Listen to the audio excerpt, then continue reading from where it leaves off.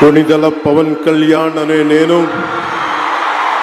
శాసనం ద్వారా నిర్మితమైన భారత రాజ్యాంగం పట్ల నిజమైన విశ్వాసం, విధేయత చూపుతానని, భారతదేశ సార్వభౌమాధికారాన్ని, సమగ్రతని కాపాడుతానని, ఆంధ్రప్రదేశ్ రాష్ట్ర మంత్రిగా నా కర్తవ్యాలను శ్రద్ధతో, అంతఃకరణ శుద్ధితో నిర్వహిస్తానని, భయం కానీ, పక్షపాతం కానీ, రాగద్వేషాలు కానీ లేకుండా రాజ్యాంగాన్ని, శాసనాలని అనుసరించి ప్రజలందరికీ న్యాయం చేకూరుస్తానని దైవ సాక్షిగా ప్రమాణం చేస్తున్నాను.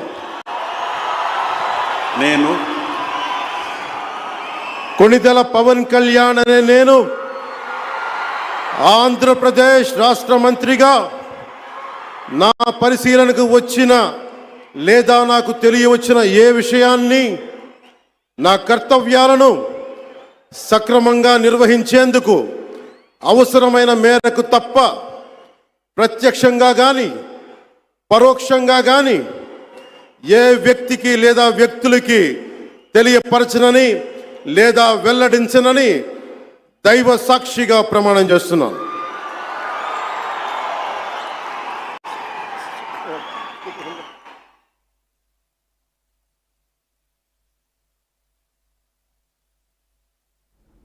రైట్, అది పవన్ కళ్యాణ్ మంత్రిగా బాధ్యతలు తీసుకున్నప్పుడు ఒక్కసారి అక్కడ క్రేజ్ మీరు చూస్తున్నారు.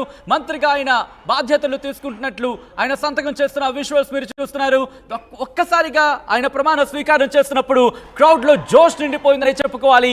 ఆ తర్వాత ఆయన ప్రధానమంత్రి నరేంద్ర మోదీని ఆశీస్సులు తీసుకుంటున్నారు. ఆయన అభినందిస్తున్న విజువల్స్ మీరు చూడొచ్చు. అలాగే గవర్నర్ అబ్దుల్ నజీర్కి సంబంధించి కూడా ఆయనను కలిశారు, ఆయన నుంచి అభినందనలు తీసుకున్నారు. ఇటు ఏపీ ముఖ్యమంత్రి చంద్రబాబు నాయుడు కూడా ఆయనకు అభినందనలు తెలిపారు.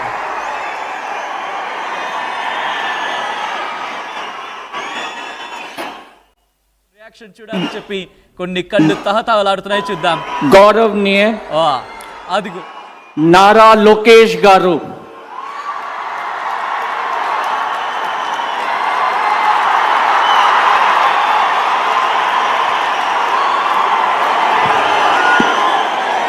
నేను నారా లోకేష్ అని నేను శాసనము ద్వారా నిర్మితమైన భారత రాజ్యాంగం పట్ల నిజమైన విశ్వాసం, విధేయత చూపుతానని, భారతదేశ సార్వభౌమ అధికారాన్ని, సమగ్రతను కాపాడుతానని, ఆంధ్రప్రదేశ్ రాష్ట్ర మంత్రిగా నా కర్తవ్యాలను శ్రద్ధతో, అంతర్గత శుద్ధితో నిర్వహిస్తానని, భయం కానీ, పక్షపాతం కానీ, రాగద్వేషాలు కానీ లేకుండా రాజ్యాంగాన్ని, శాసనాలు అనుసరించి ప్రజలందరికీ న్యాయం చేకూరుస్తానని దైవ సాక్షిగా ప్రమాణం చేస్తున్నాను. నేను